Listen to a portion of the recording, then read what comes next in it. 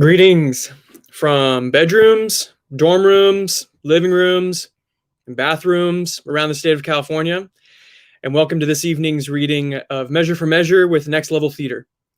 I'm Nolan Carter, a board member at Next Level and a participant of tonight's show. Thornton Wilder, the great American playwright, wrote something many years ago that has particular weight and relevance in this isolated time. He said that theater requires a crowd.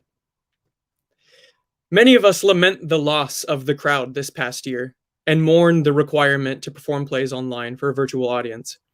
Some things are special, though.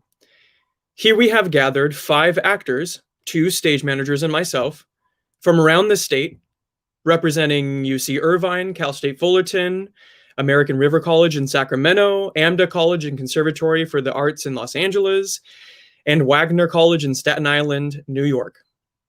Additionally, the virtual format allows us to gather viewers that might not have otherwise attended a performance that was geographically bound. What an unlikely and special assortment we get to have, even in our confined, insulated spaces. Measure for Measure is sometimes called a problem play. I see the reason for this as twofold. One, the play's tone is difficult to pin down. Is it serious? Is it funny? Is it terrifying? Is it boring? Is it philosophical? Is it sad? 2, in a different application of the word problem, we see that the play presents a moral conundrum which the characters and the audience, you, our witnesses, must think about and consider. Tonight, our actors are reading from a highly edited script. We will do our best to fly through this thing in under an hour. To that end, should someone's internet or computer freeze, myself or one of the stage managers will read for that actor until their services return to normalcy, and then they will enter back in as soon as possible. Enjoy the story and Shakespeare's words, and thanks for coming.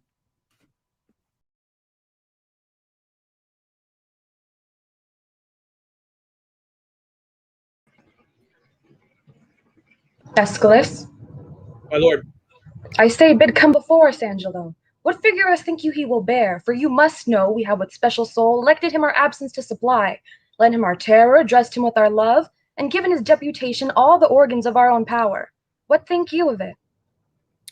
If any in Vienna be of worth to undergo such ample grace and honor, it is Lord Angelo. Look where he comes. Always obedient to your grace's will, I come to know your pleasure. In our remove be thou at full ourself. Mortality and mercy in Vienna live in thy tongue and heart. Old Aeschylus, though first in question, is thy secondary. Take thy commission. Let there be some more test made of my metal, before so noble and so great a figure be stamped upon it. No more evasion. We have with 11 prepared choice proceeded to you, therefore take your honors. Our haste from hence is of so quick condition that it prefers itself, and leaves unquestioned matters of needful value. We shall write to you, as time and our concerning shall importune, how it goes with us, and do look to know what doth befall you here. So fare you well. The heavens give safety to your purposes. Lead forth and bring you back in happiness. I thank you. Fare you well.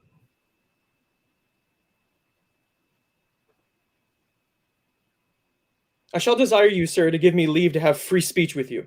'Tis so with me. Let us withdraw together, and we may soon our satisfaction have touching that point. I'll wait upon your honor.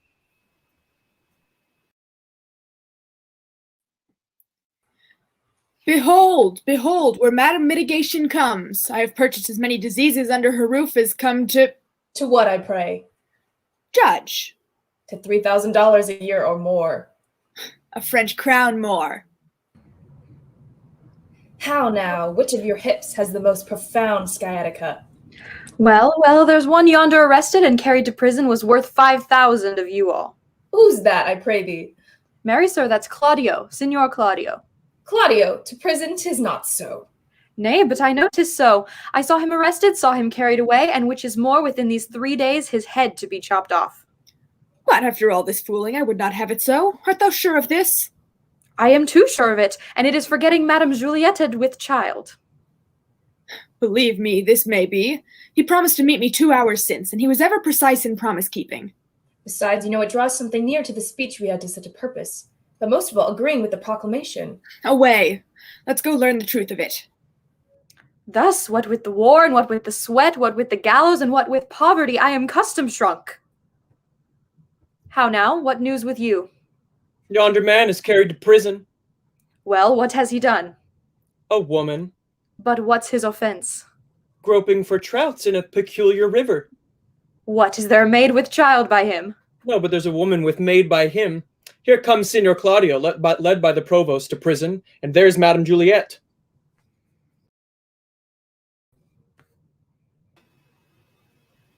Fellow, why dost thou show me thus to the world? Bear me to prison, where I am committed. I do it not in evil disposition, but from Lord Angelo by special charge. Why, how now, Claudio? Whence comes this restraint? One word, good friend, Lucio, a word with you. 100, if they'll do you any good. Is lechery so looked after? Thus stands it with me. Upon a true contract, I got possession of Julietta's bed. You know the lady. She is fast my wife, save that we do the denunciation lack of outward order. She's with child, perhaps? Unhappily, even so. And the new deputy now for the Duke, whether it be the fault in glimpse of newness, or whether that the body public be a horse whereon the governor doth ride, who, newly in the seat that it may know, he can command, lets it straight feel the spur, whether the tyranny be in his place, or in his eminence fills it up, I stagger in. But this new governor awakens me all the enrolled penalties, which have, like unscoured armor, hung by the wall so long that 19 zodiacs have gone round and none of them been worn, and, for a name, now puts the drowsy and neglected act freshly on me. 'Tis surely for a name. Send after the Duke and appeal to him. I have done so, but he's not to be found. I prithee, Lucio, do me this kind service. This day my sister shall the cloister enter, and there receive her approbation, acquaint her with the danger of my state, implore her, in my voice, that she make friends to the strict deputy, bid herself assay him.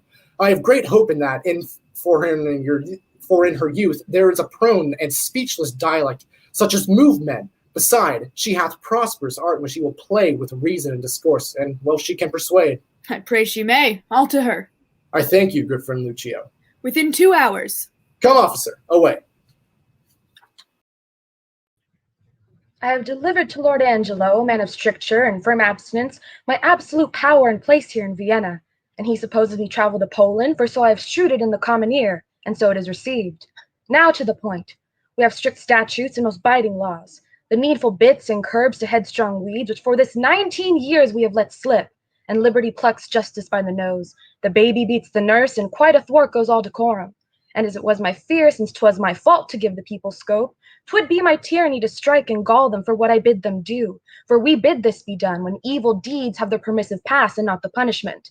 Therefore, indeed, I have on Angelo imposed the office, who may, in ambush of my name, strike home. And yet my nature never in the fight to do and slander, and to behold his sway I will, as 'twere a monastical brother, stay hidden well. Lord Angelo is precise, stands at a guard with envy, scarce confesses that his blood flows, but that his appetite is more to bread than stone. Hence shall we see, if power changes purpose, what our seemers be. Ho! Peace be in this place. Who's that which calls? Hail, virgin, if you be, as those cheek roses proclaim you are no less. Can you so stead me as bring me to the sight of Isabella, a novice of this place, and the fair sister to her unhappy brother Claudio? Why her unhappy brother? Let me ask the rather, for I now must make you know I am that Isabella and his sister. Gentle and fair, your brother kindly greets you. Not to be weary with you, he's in prison. Woe me, for what? For that which, if myself might be his judge, he should receive his punishment in thanks. He hath got his friend with child. Sir, make me not your story. It is true. I hold you as a thing enskied and sainted by your renouncement as an immortal spirit, and to be talked with in sincerity as with a saint. You do blaspheme the good in mocking me. Do not believe it. Fewness in truth, 'tis thus.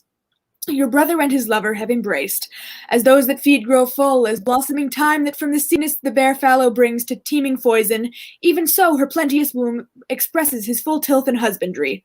Someone with child by him, my cousin Juliet? Is she your cousin? Adoptedly, as schoolmates change their names, by vain though apt affection. She it is. Oh, let him marry her. This is the point. The Duke is gone from hence, and in his place, and with full line of his authority, governs Lord Angelo, a man whose blood is very snow broth, one who never feels the wanton stings and motions of the sense, but doth rebate and blunt his natural edge with the profits of the mind, sturdy and fast. He hath picked out an act to wake justice, under whose heavy sense your brother's life falls into forfeit. He arrests him on it, and follows close the rigor of the statute, to make him an example. All hope is gone, unless you have the grace by your fair prayer to soften Angelo, and that's my pith of business twixt you and your poor brother. Doth he so seek his life? Has censured him already, and as I hear, the provost hath a warrant for his execution. Alas, what poor ability is in me to do him good? Assay the power you have. My power, alas, I doubt. Angelo, and let him learn to know, when maidens sue, men give like gods, but when they weep and kneel, all their petitions are as freely theirs as they themselves would owe them. I'll see what I can do. But speedily. I will about it straight, no longer staying, but to give the mother notice of my affair. I humbly thank you. Commend me to my brother. Soon at night I'll send him certain word of my success. I take my leave of you. Good sir, adieu. We must not make a scarecrow of the law, setting it up to fear the birds of prey, and let it keep one shape till custom make it their perch and not their terror. Ay, but yet let us be keen, and rather cut a little than fall and bruise to death.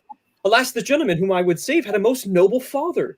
Let but your honor know, whom I believe to be most straight in virtue, that in the working of your affections had time cohered with place, or place with wishing, or that the resolute acting of your blood could have attained the effect of your own purpose, whether you had not sometime in your life erred in this point, which you now censure him, and pulled the law upon you.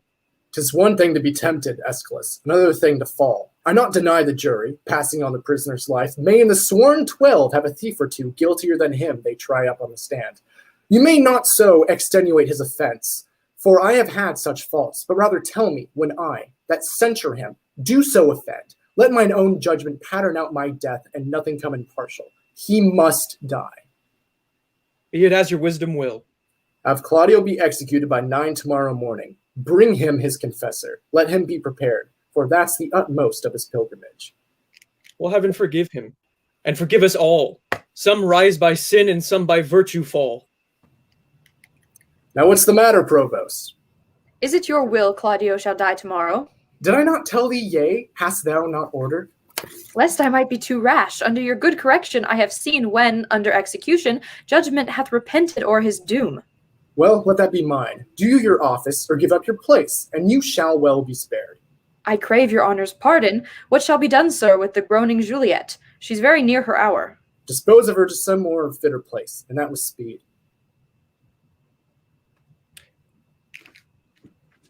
Here is the sister of the man condemned desires access to you. Hath he a sister?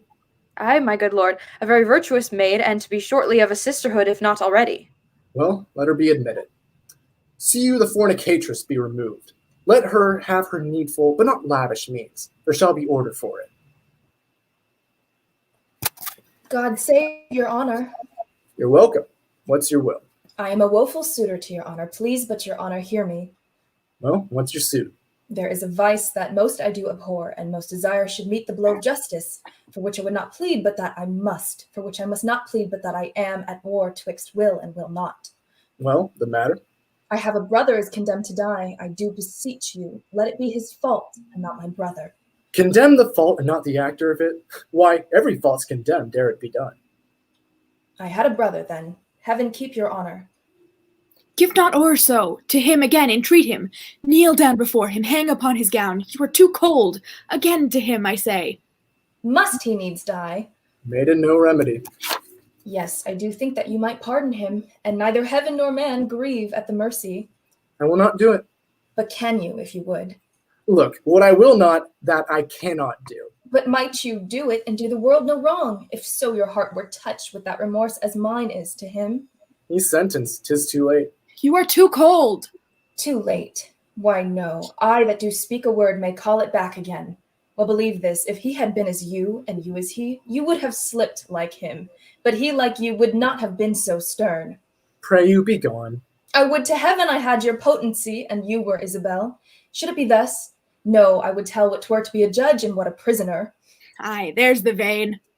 Your brother is a forfeit of the law, and you but waste your words. Alas, alas, why all the souls that were forfeit once, and he that might the vantage best have took found out the remedy. How would you be if he, which is the top of judgment, should but judge you as you are? Oh, think on that, and mercy then will breathe within your lips like man new made. Be you content, fair maid. It is the law, not I condemn your brother. Were he my kinsman brother or my son, it should be thus with him. He'll die tomorrow. Tomorrow? Oh, that's sudden. Spare him, please. He's not prepared for death. Even in our kitchens, we kill the fowl of season. Shall we serve heaven with less respect than we do minister to our gross selves? Good, good, my lord, bethink you. Who is it that hath died for this offense? There's many have committed it. Well said. The law hath not been dead, though it hath slept. Many would not dare to do that evil at first that did the edict so infringe had answered for his deed. Now, 'tis awake, takes note of what is done, and, like a prophet, foretells and curbs our evil appetite. Yet show some pity. I show it most of all when I show justice, for then I pity those I do not know, which a dismissed offense would after gall, and do him right that, answering one foul wrong, lives not to act another. Be satisfied. Your brother dies tomorrow. Be content. So you must be the first that gives this sentence, and he that suffers. Oh, it is excellent to have a giant's strength, but it is tyrannous to use it like a giant. That's well said. Could great men thunder, as Jove himself does, Jove would never be quiet, for every pelting petty officer would use his heaven for thunder. Nothing but thunder. Merciful heaven, thou rather with thy sharp and sulphurous bolt splits the unwedgeable and gnarled oak than the soft myrtle. But man, proud man, dressed in a little brief authority, most ignorant of what he's most assured, his glassy essence, like an angry ape, plays such fantastic tricks before high heaven as make the angels weep, who with our spleens would all themselves laugh mortal. Oh, to him, wench, he will relent. He's coming, I perceived. Why do you put these sayings upon me? Because authority, though it err like others, hath yet a kind of medicine in itself, that skins the vice o' the top. Go to your bosom, knock there, and ask your heart what it doth know. That's like my brother's fault, if it confess a natural guiltiness such as is his. Let it not sound a thought upon your tongue against my brother's life. She speaks and 'tis such sense that my sense breeds with it. Fare you well. Gentle, my lord, turn back. I will bethink me. Come again tomorrow. Hark, how I'll bribe you. Good, my lord, turn back. How? Bribe me? I with such gifts that heaven shall share with you. Well, come to me tomorrow. Go to, 'tis well, away. Heaven keep your honor safe. Amen. For I am going way to temptation where prayers cross. At what hour tomorrow shall I attend your lordship? Before noon. Save your honor. From thee, even from thy virtue. What's this? What's this? Is this her fault or mine? The tempter, the tempted. Who sins most? Not she, nor doth she tempt. But can it be that modesty may more betray our sense than woman's lightness? What art thou, Angelo? Dost thou desire her folly for these things that make her good? What, do I love her now? That I desire to hear her speak again and feast upon her eyes? What is it I dream on? O cunning enemy, that to catch a saint with saint dost bait thy hook.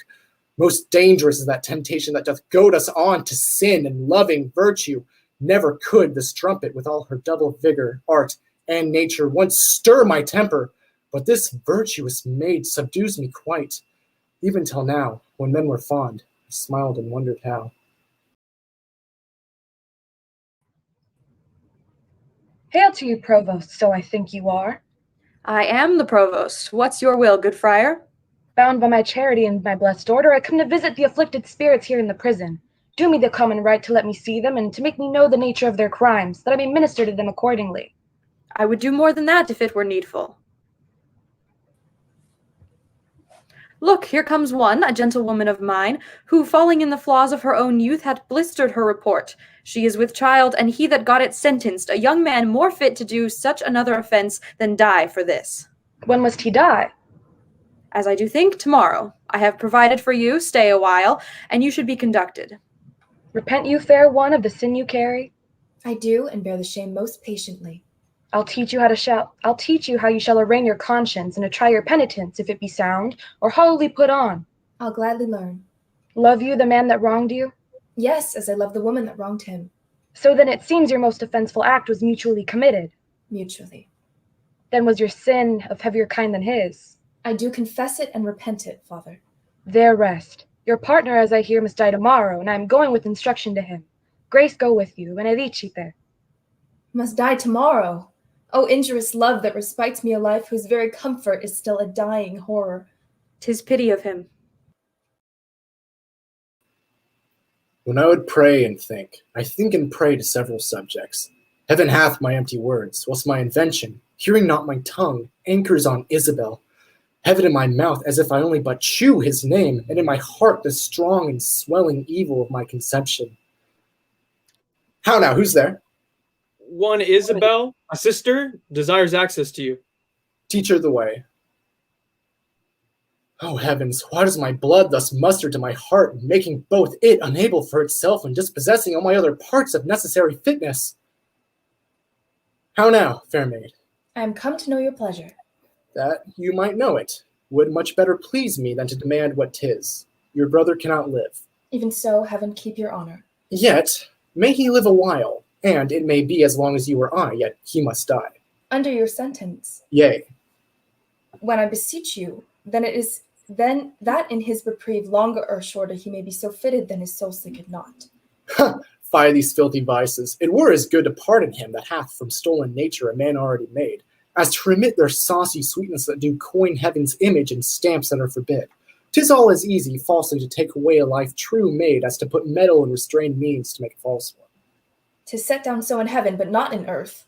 Say you so? Then I shall pose you quickly. Which had you rather, that the most just law now took your brother's life, or, to redeem him, give up your body to such sweet uncleanness as she that he hath stained? Sir, believe this, I'd rather give my body than my soul. I talk not of your soul. Our compelled sins stand more for number than for account. How say you? Nay, I'll not warrant for that, for I can speak against the thing I say. Answer to this. I, now the voice of the recorded law, pronounce a sentence on your brother's life. Might there not be a charity in sin to save this brother's life?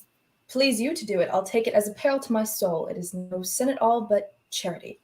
Please you to do it at peril of your soul were equal poise of sin and charity. That I do beg his life, if it be sin, heaven let me bear it. You granting of my sweet, if that be sin, I'll make it my mourn prayer to have it added to the faults of mine, and nothing of your answer. But mark me, to be received plain, I'll speak more gross. Your brother is to die. So. And his offense is so, as it appears accountant to the law upon that pain. True. Admit no other way to save his life, as I subscribe not that, nor any other, but in loss of question, that you, his sister, finding yourself desired of such a person whose credit with the judge, or own great place, could fetch your brother for the manacles of the all-building law, and that there were no earthly mean to save him, but that either you must lay down the treasures of your body to the supposed, or else let him suffer. What would you do? As much for my poor brother as myself, that is, were I under the terms of death. The impression of keen whips I'd wear as rubies, and strip myself to death as to a bed, that longing have been sick for, ere I yield my body up to shame. Then must your brother die. And 'twere the cheaper way, better were a brother died at once, than that a sister, by redeeming him, should die forever. Were not you then as cruel as the sentence that you have slandered so? Ignominy and ransom and free pardon are of two houses. Lawful mercy is nothing kin to foul redemption. You seemed of late to make a law a tyrant. Oh, pardon me, my lord. Let me be bold. I do attest your words. Be that you are, that is, a woman. If you be more, you're none. If you be one, you are as well expressed by all external warrants. Show it now by putting on the destined livery. I have no tongue but one. Gentle, my lord, let me entreat you speak the former language. Plainly conceive I love you. My brother did love Juliet, and you tell me that he shall die for it. You shall not, Isabel, if you give me love. I know your virtue hath a license in it, which seems a little fouler than it is to pluck on others.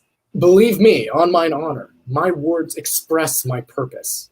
A little honor to be much believed and most pernicious purpose. Seeming, I will proclaim thee, Angelo. Look for it. Sign me a present pardon for my brother, or with an outstretched throat I'll tell the world aloud what man thou art. Who will believe thee, Isabel?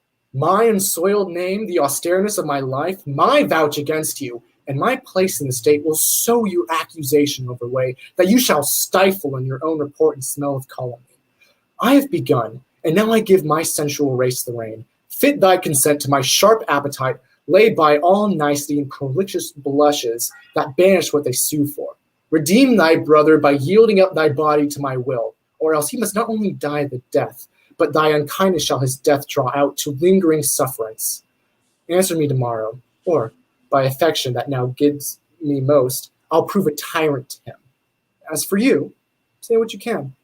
My false overweighs your true. To whom should I complain? Should I tell this, who would believe me? O perilous mouths that bear in them one and the selfsame tongue, either of condemnation or of proof, bidding the law make curtsy to their will, hooking both right and wrong to the appetite to follow as it draws. I'll to my brother. Though he hath fallen by prompture of the blood, yet hath he in him such a mind of honour, that had he 20 heads to tender down on 20 bloody blocks, he'd yield them up before his sister should her body stoop to such abhorred pollution. Then Isabel live chaste, and brother die. More than our brother is our chastity. I'll tell him yet of Angela's request, and fit his mind to death for his soul's rest. So then you hope of pardon from Lord Angelo? The miserable have no other medicine but only hope. I've hoped to live and am prepared to die. Be absolute for death, either death or life, sure the liberty is sweeter. Reason thus with life, if I do lose thee, I lose a thing that none but fools would keep. Peace here, grace and good company. Dear sir, ere long I'll visit you again. Most holy sir, I thank you. My business is a word or two with Claudio. And very welcome. Look, Signor Claudio, here's your sister. Provost, a word with you? As many as you please. Bring me to hear them speak, where I may be concealed. Now, sister, what's the comfort? Why, as all the comforts are, most good indeed. Lord Angelo, having affairs to heaven, intends you for his swift ambassador, where you shall be in everlasting leisure. Therefore your best appointment make with speed. Tomorrow you are set on. Is there no remedy? None, but such remedy as, to save a head, to cleave a heart in twain. But is there any? Yes, brother, you may live. There is a devilish mercy in the judge, if you'll implore it, that will free your life, but fetter you till death. Perpetual durance? Aye, just, perpetual durance, a restraint, though all the world's fastidiety you had to a determined scope. But in what nature? And such a one as you consenting to it would bark your honor from the trunk you bear and leave you naked. Let me know the point. Oh, I do fear thee, Claudio, and I quake lest thou a feverish life shouldst entertain, and 6 or 7 winters more respect than a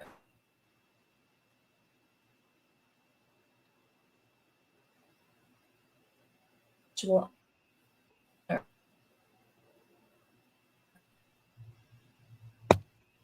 I'm going to take over until we get her back.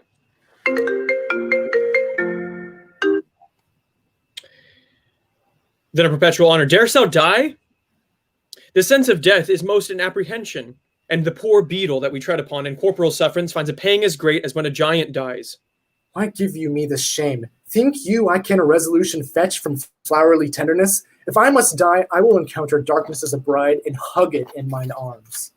There spake my brother, there my father's grave did utter forth a voice. Yes, thou must die. Thou art too noble to conserve a life in base appliances.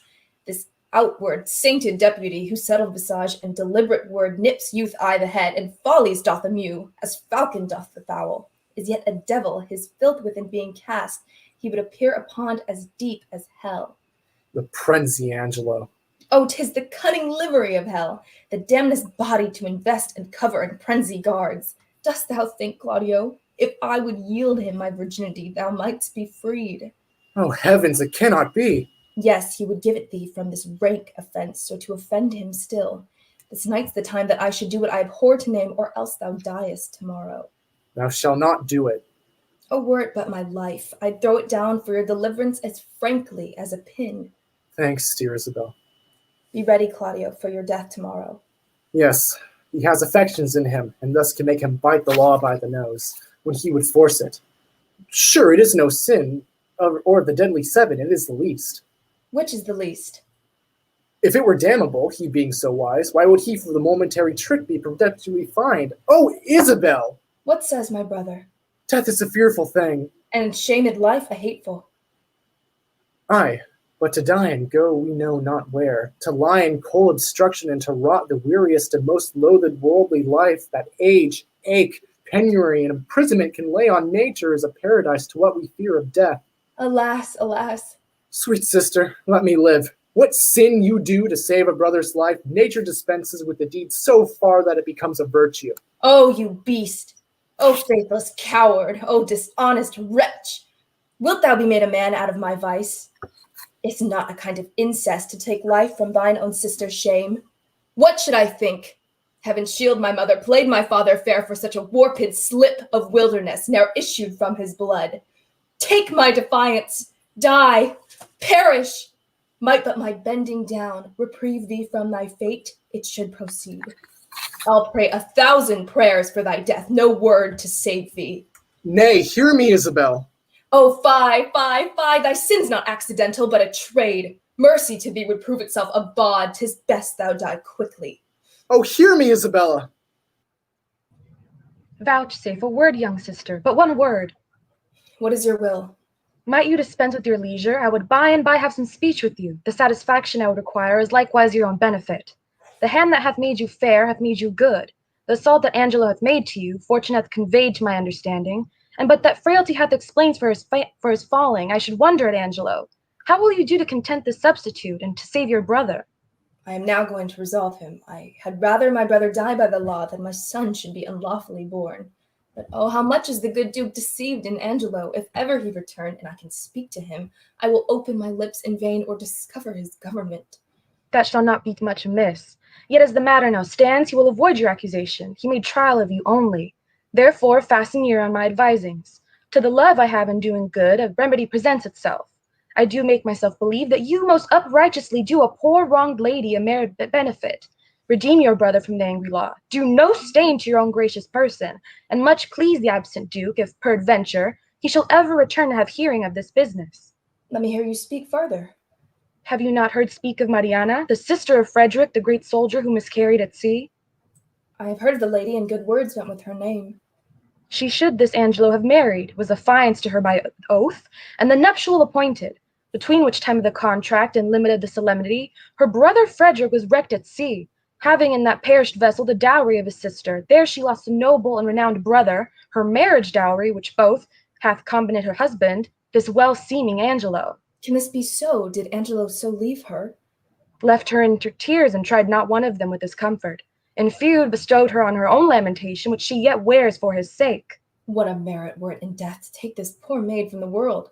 What corruption in this life that will let this man live? But how out of this can she avail? It is a rupture that you may easily heal, and the cure of it not only saves your brother, but keeps you from dishonor in doing it. Show me how, good father. This forenamed maid hath yet in the continuance of her first affection. Go you to Angelo, answer his requiring with the plausible obedience, agree with his demands to the point, only refer yourself to this advantage. First, that your stay with him may not be long, that the time must have all shadow and silence in it, and the place answer to convenience. This being granted in course, and now follows all, we shall advise this wronged maid to go in your place, and here by this is your brother saved, your honor untainted, the poor Mariana advantaged, and the corrupt deputy scaled. The image of it gives me content already. Haste you speedily to Angelo. If for this night he entreat you to his bed, give him promise of satisfaction. I will presently to St. Luke's. There at the moated grange resides this dejected Mariana. At that please call upon me.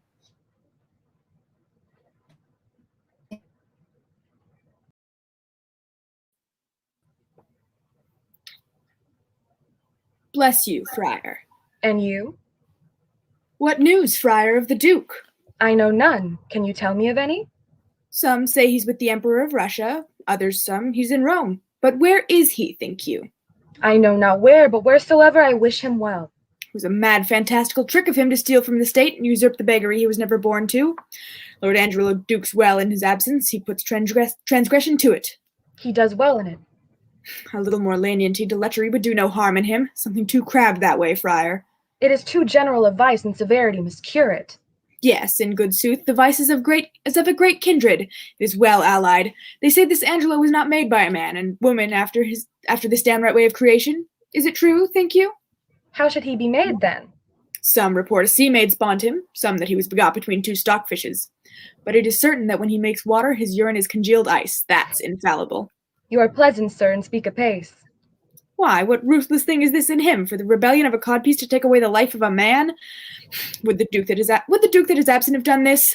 Ere he would have hanged a man for the getting 100 bastards, he would have paid for the nursing 1,000.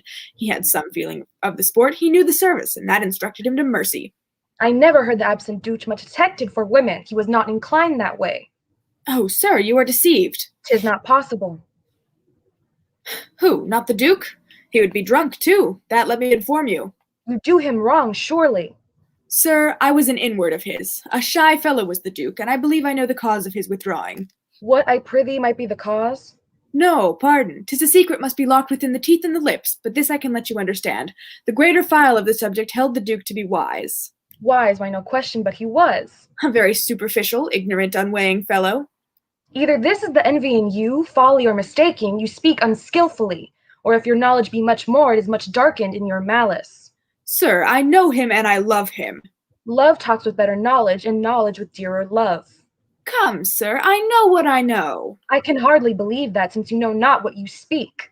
But if the Duke ever return, as our prayers are he may, I am bound to call upon you. And I pray your name? Sir, my name is Lucio, well known to the Duke. He shall know you better, sir, if I may live to report you. I fear you not. Oh, you hope the Duke will return no more. You imagine me too unhurtful and opposite. But indeed I can do you little harm. You'll forswear this again. I'll be hanged first. Thou art deceived in me, friar. But no more of this. Canst thou tell me if Claudio die tomorrow or no? Why should he die, sir? Why? For filling a bottle with a tundish. I would the Duke we talk of were returned again. The ungendered agent will unpeople the province with contingency. Farewell. No, my nor greatness and mortality censure scape, back wounding calumny, the widest virtue strikes. What king so strong can tie the gall up in the slanderous tongue? But who comes here? Go, away with her to prison. Good, my lord, be good to me. Your honor is accounted a merciful man. Good, my lord. A bawd of 11 years' continuance, may it please your honor. My lord, this is one Lucio's information against me. Mistress Kate Keepdown was with child by him in the Duke's time. He promised her marriage. This child is 1.25 years old, come Philip and Jacob. I have kept it myself, and see how he goes about to abuse me. That fellow is a fellow of much license. Let him be called before us. Away with her to prison. Go to, no more words. Provost, my brother Angelo will not be altered. Claudio must die tomorrow. Let him be furnished with divines, and have all charitable preparation. If my brother wrought by my pity, it should not be so with him. This friar hath been with him, and advised him of the entertainment of death. I am going to visit the prisoner. Fare you well.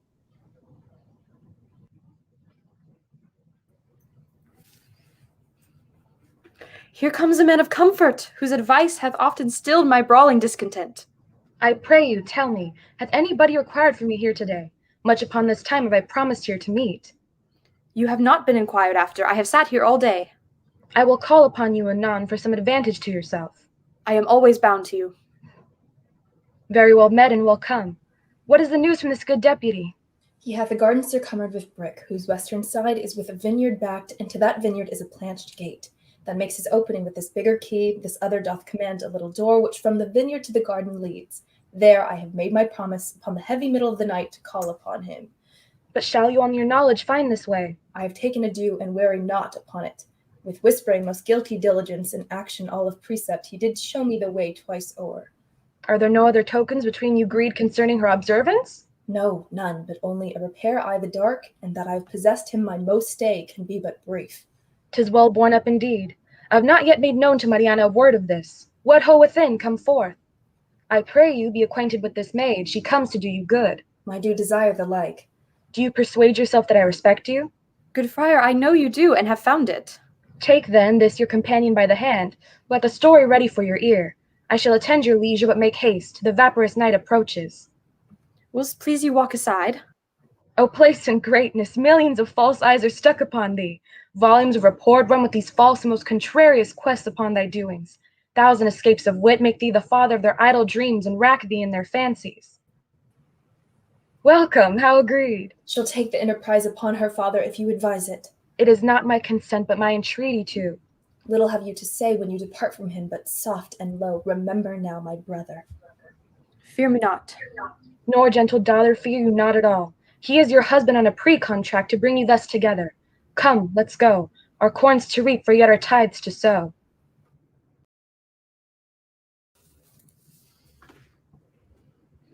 Come hither, sir. Can you cut off a man's head? If the man be a bachelor, sir, but if he be a married man, he's his wife's head, and I can never cut off a woman's head. Come, sir, leave me your snatches and yield me a direct answer. Tomorrow morning are to die Claudio and Barnardine. Here is in our prison a common executioner who in his office lacks a helper.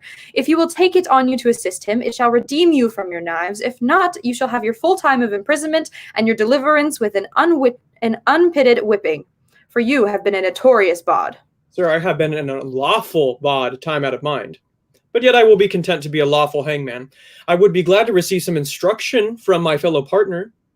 What ho, Abhorson? Where's Abhorson there? Do you call, sir? Sir, there's a fellow who will help you tomorrow in your execution. Are you agreed? Sir, I will serve him, for I do find your hangman is a more penitent trade than your bawd. He doth oftener ask forgiveness. You, sir, provide your block and your axe tomorrow, 4 o'clock. Come on, bawd, I will instruct thee in my trade. Follow. I do desire to learn, sir. Call hither Barnardine and Claudio. The one has my pity, not a jot the other, being a murderer, though he were my brother. Look, here's the warrant, Claudio, for thy death. 'Tis now dead midnight, and by 8 tomorrow thou must be made immortal. Where's Barnardine? As fast locked up in sleep as guiltless labor when it lies starkly in the traveler's bones. He will not wake. Who can do good on him? Well, go prepare yourself. But hark, what noise? Heaven give your spirits comfort. By and by, I hope it is some pardon or reprieve for the most gentle Claudio. Welcome, father. The best and wholesomest spirits of the night envelop you, good provost. Who called here of late? None since the curfew rung? Not Isabel? No. They will then, ere it be long. What comfort is for Claudio? There's some in hope. Is it a bitter deputy? Have you no counterman for Claudio yet, but he must die tomorrow? None, sir, none. As near the dawning, provost, as it is, you shall hear more ere morning. Happily, you something know, yet I believe there comes no countermand. This is his lordship's man. And here comes Claudio's pardon. Now, sir, what news? I told you, Lord Angelo, belike thinking me remiss in mine office awakens me with this unwonted putting on, methinks strangely, for he hath not used it before. Pray you, let's hear.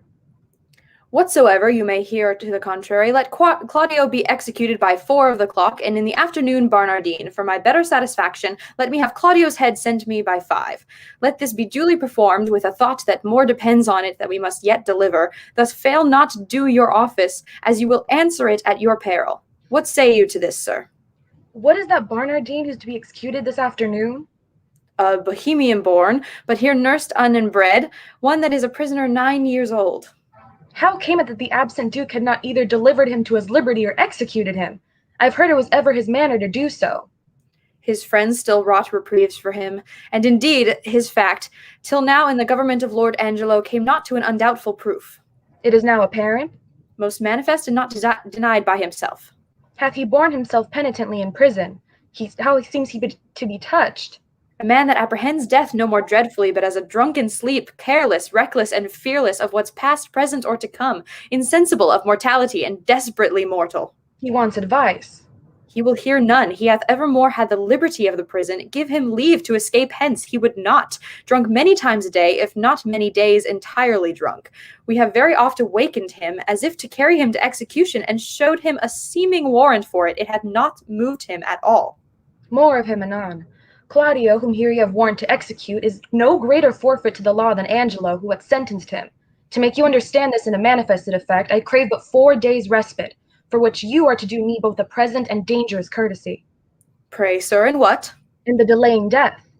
Alack, how may I do it, having the hour limited, an express command under penalty to deliver his head in the view of Angelo.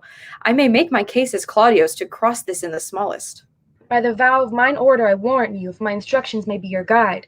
Let this Barnardine be this morning executed, and his head borne to Angelo. Angelo hath seen them both, and will discover the favor. Oh, death's a great disguiser, and you may add to it. Shave the head and tie the beard, and say it was the desire of the penitent to be so bared before his death. You know the course is common. Pardon me, good father, it is against my oath. Were you sworn to the duke or to the deputy? To him and to his substitutes. You will think you have made no offense if the duke avouch the justice of your dealing? But what likelihood is in that? Not a resemblance, but a certainty. Look you, sir, here is the hand and seal of the duke. You know the character, I doubt not, and the signet is not strange to you.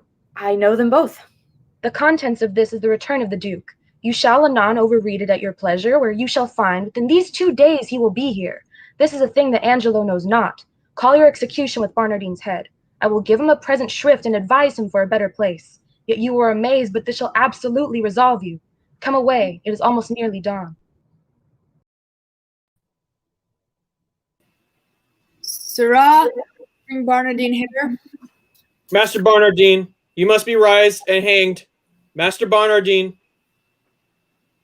Tell him he must awake, and that quickly, too. Right, Master Barnardine, awake till you are executed and sleep afterwards. You rogue! I have been drinking all night. I am not fitted for it. Oh, the better, sir. For he that drinks all night and is hanged betimes in the morning may sleep the sounder all the next day. Look you, sir, here comes your ghostly father. Do we just now, think you? Sir, induced by my charity and hearing how hastily you are to depart, I am come to advise you, comfort you, and pray with you. Friar, not I. I have been drinking hard all night, and I will have more time to prepare me, or they shall beat out my brains with billets. I will not consent to die this day, that's certain. Oh, sir, you must, and therefore I beseech you, look forward on the journey you shall go. I swear I will not die today for any man's persuasion. But hear you. Not a word.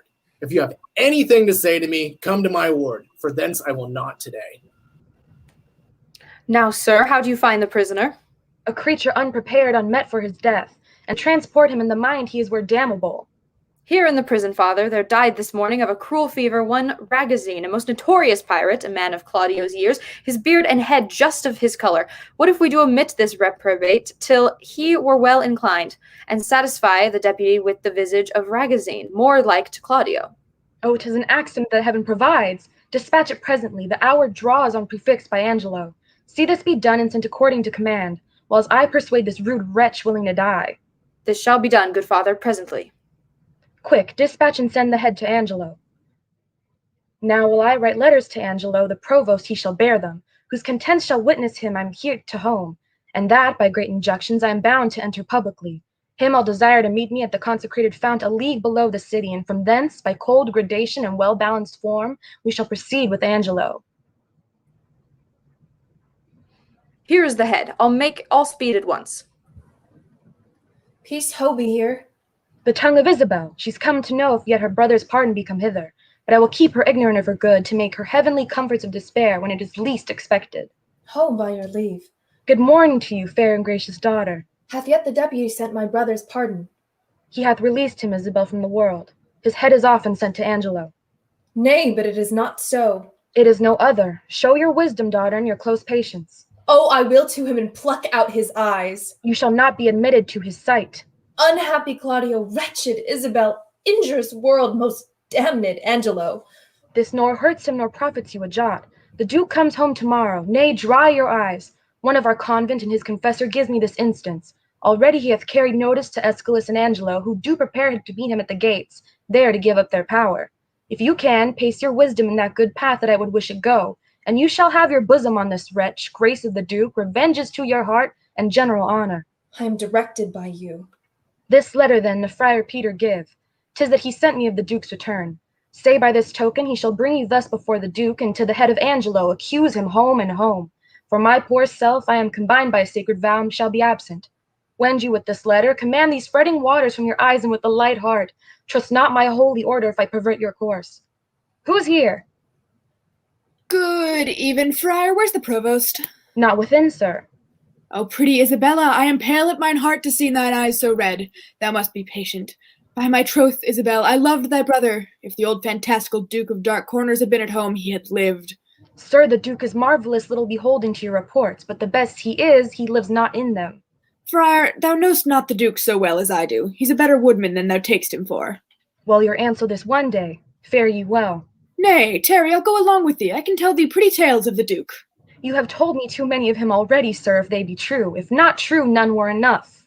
I was once before him forgetting a wench with child. Did you such a thing? Yes, Mary, did I, but I was fain to forswear it. They would else have married me to the rotten meddler. Sir, your company is fairer than honest. Rest you well. By my troth, I'll go with thee to the lane's end. If bawdy talk offend you, we'll have very little of it. Nay, friar, I am a kind of burr. I shall stick.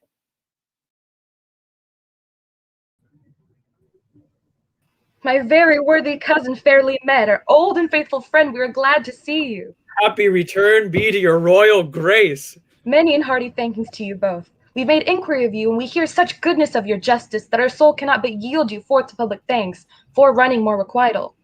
You make my bond still greater. Now is your time to speak. Speak loud and kneel before him. Justice, O royal duke, veil your regard upon a wronged, I would have fain have said a maid. O worthy prince, dishonor not your eye by throwing it on any other object till you have heard me in my true complaint, and given me justice. Justice, justice, justice. My lord, her wits, I fear me, are not firm. She hath been a suitor to me for her brother cut off by course of justice. By course of justice. And she will speak most bitterly and strange. Most strange, but yes, yet most truly will I speak. That Angelo's forsworn, is it not strange? That Angelo's a murderer, is it not strange? That Angelo is an adulterous thief, and hypocrite, a virgin violator, is it not strange and strange? Nay, it is 10 times strange. I am the sister of one Claudio, condemned upon the act of fornication to lose his head, condemned by Angelo. I, in probation of a sisterhood, was sent to by my brother, one Lucio, as then the messenger. That's I, and like your grace, I came to her from Claudio, and desired her to try her gracious fortune with Lord Angelo for her poor brother's pardon. That's he indeed. You were not bid to speak. No, my good lord, nor wish to hold my peace. This gentleman told somewhat of my tale. Right. It may be right, but you were in the wrong to speak before your time. Proceed. I went to this pernicious caitiff deputy in brief to set the needless process by how I persuaded, how I prayed and kneeled, how he repelled me, and how I replied. He would not, but by gift of my chaste body to his concupiscible, intemperate lust, release my brother, and after much debatement, my sisterly remorse confutes mine honor, and I did yield to him. But the next morn betimes, his purpose surfeiting, he sends a warrant for my poor brother's head. This is most likely. Oh, that it were as like as it is true. By heaven, fond wretch, thou knowest not what thou speakest, or else thou art suborned against his honor and hateful practice. First, his integrity stands without blemish. Next, it imports no reason that with such vehemency he should pursue faults proper to himself. If he had so offended, he would have weighed thy brother by himself and not have cut him off.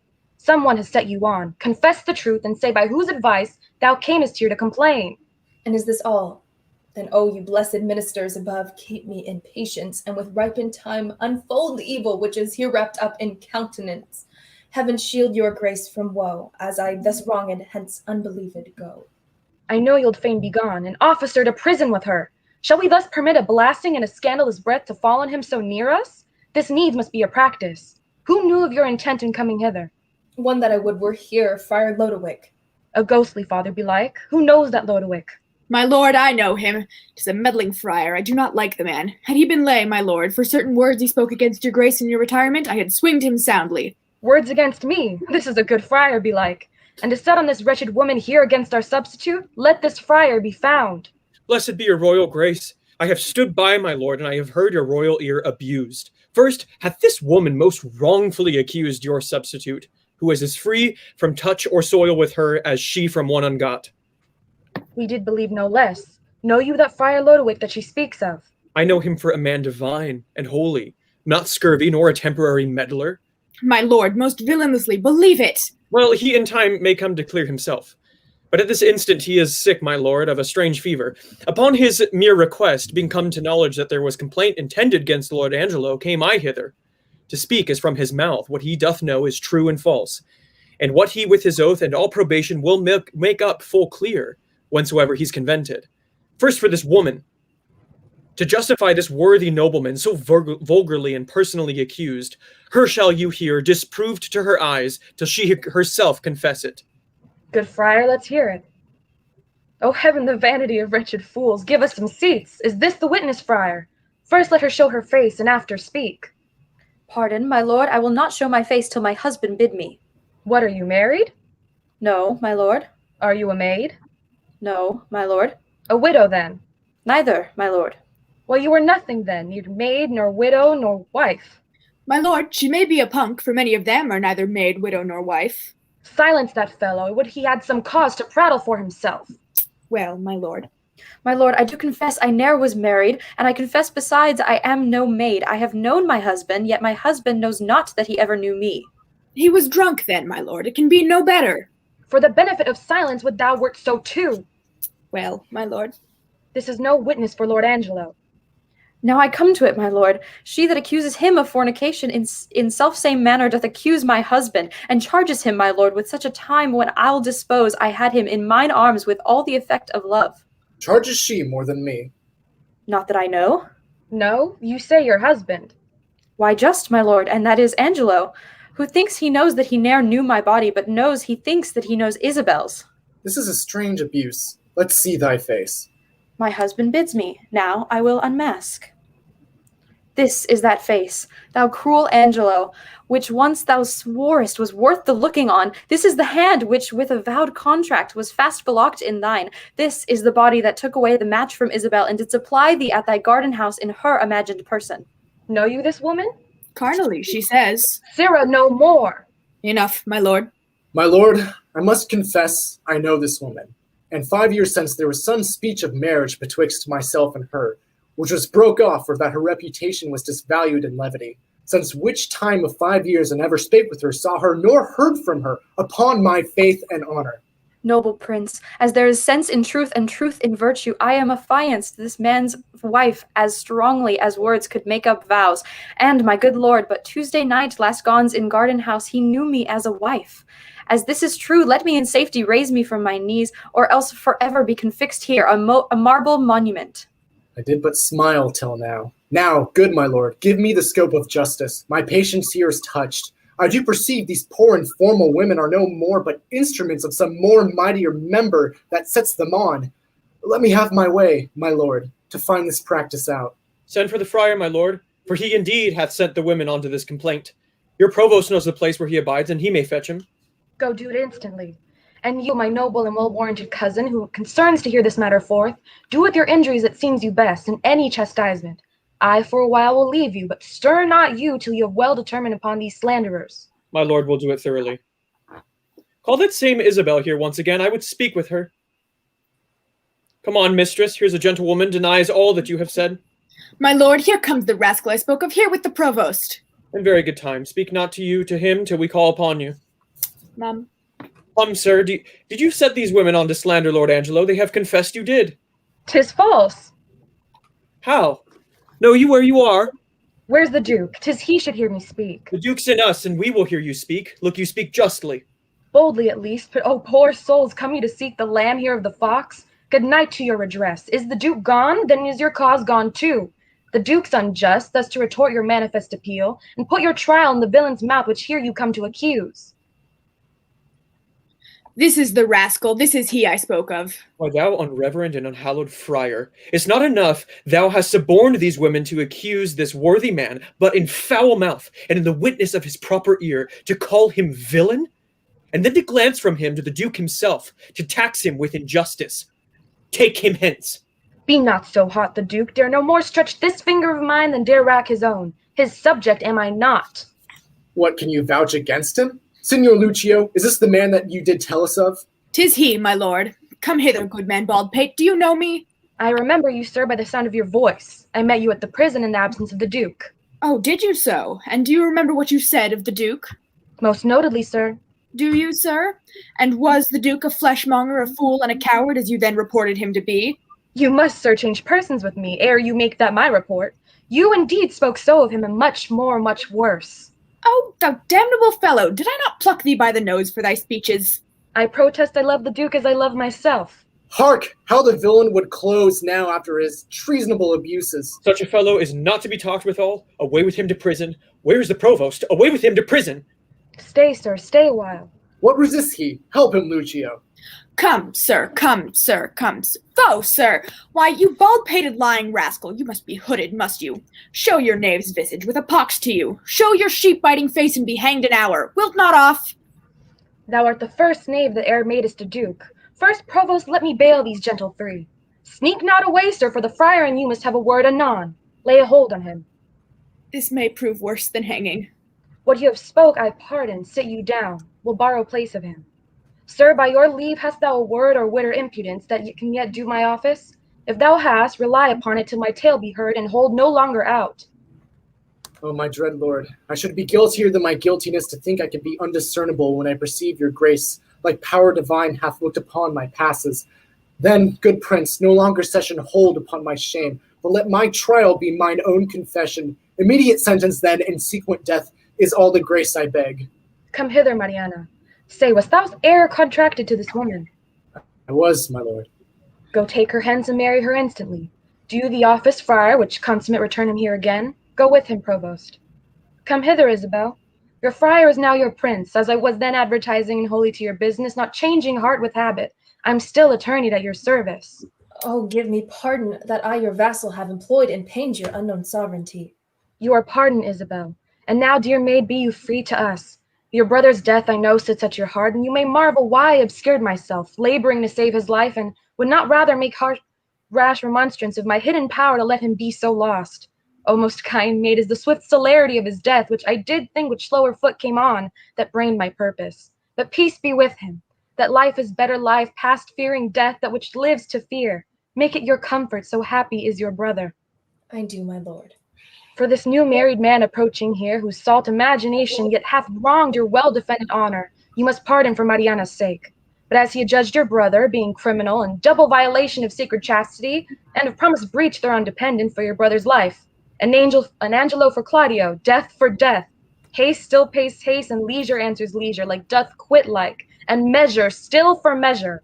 Then, Angelo, thy faults thus manifested, which though thou wouldst deny, denies thee vantage. We do condemn thee to the very block where Claudio stooped to death, and with like haste, away with him. Oh, my most gracious lord, I hope you will not mock me with a husband. It is your husband mocked you with the husband. Consenting to the safeguard of your honor, I thought your marriage fit. Else imputation, for that he knew you, you might reproach your life, and choke your good to come. For his possessions, although by confiscation they are ours, we do in state a widow you withal, to buy you a better husband. Oh, my dear lord, I crave no other, nor no better man. Never crave him, we are definitive. Gentle, my liege. You do but lose your labor. Away with him, to death. Now, sir, to you. Oh, my good lord, sweet Isabel, take my part, lend me your knees, and all my life to come I'll lend you all my life to do you service. Should she kneel down in mercy of this fact, her brother's ghost his paved bed would break, and take her hence in horror. Isabel, sweet Isabel, do yet but kneel by me. Hold up your hand, say nothing, I'll speak all. They say best men are molded out of faults, and for the most become much more the better for being a little bad. So may my husband, oh Isabel, will you not lend a knee? He dies for Claudio's death. Provost, how claim it Claudio was beheaded at an unusual hour? It was commanded so. Had you a special warrant for the need? No, my good lord, it was by private message. For which I do discharge you of your office. Give up your keys. Pardon me, noble lord. I thought it was a fault, but knew it not, yet did repent me after more advice for testimony whereof one in the prison, that should by private order else have died, I have reserved alive. What's he? His name is Barnardine. I would thou hadst done so by Claudio. Go fetch him hither, let me look upon him. This is the other prisoner that I saved, who should have died when Claudio lost his head, as like a most to Claudio as himself. If he be like your brother, for his sake is he pardoned. And for your lovely sake, give me your hand and say you will be mine. He is my brother too, but fitter time for that. By this Lord Angelo perceives he's safe. Methinks I see a quickening in his eye. Well, Angelo, your evil quits you well. Look that you love your wife, her worth yours. I find an apt remission in myself, and yet here's one in place I cannot pardon. You, sirrah, that knew me for a fool, a coward, one of all luxury, an ass, a madman. Wherein have I deserved of you that you extol me thus? Faith, my lord, I spoke it but according to the trick. If you will hang me for it, you may. But I had rather it would please you I might be whipped. Whipped first, sir, and hanged after. Proclaim it provost round about the city. Is any woman wronged by this lewd fellow, as I have heard him swear himself, there's one whom ye got with child. Let her appear, and he shall marry her. The nuptial finished, let him be whipped and hanged. I beseech your highness, do not marry me to a whore. Your highness said even now I made you a duke. Good, my lord, do not recompense me in making me a cuckold. Upon mine honor thou shalt marry her. Thy slanders I forgive, and therewithal remit thy other forfeits. Take him to prison, and see our pleasure here unexecuted. Marrying a punk, my lord, is pressing to death, whipping, and hanging. Slandering a prince deserves it. She, Claudio, that you wronged, look you restore.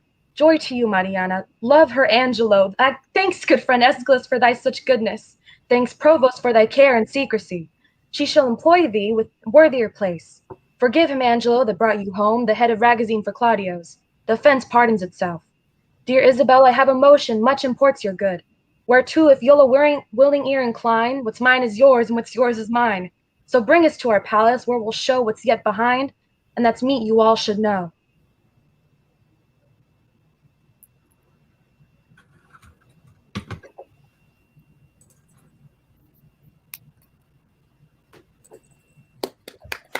Yay, that's it. That's the end. We reached the end. We did it. We did it a little late, but it was good. Okay, so I just have a couple things to say. First, thanks for coming. These are fake glasses, so I'm not going to wear them anymore. Thanks for coming. It was so wonderful to have. I don't know if anyone came, but if you're there, that's great to have you. I have two things to mention. One, go check out our website, nextleveltheater.org. And two, check out our Instagram handle. I don't have Instagram, so I don't know what it is, but I think she'll put it. There you go. Next Level Theater, all lower caps, lowercase. It was a pleasure. And I hope you enjoyed it. If you have any questions, find my email somewhere. I don't know. I'm sure it's on the website. If you want to be involved, reach out and we'll find a place to put you. Thanks to all these people for reading, and we'll have another project approaching, I'm sure. So there we go. Thanks, everyone.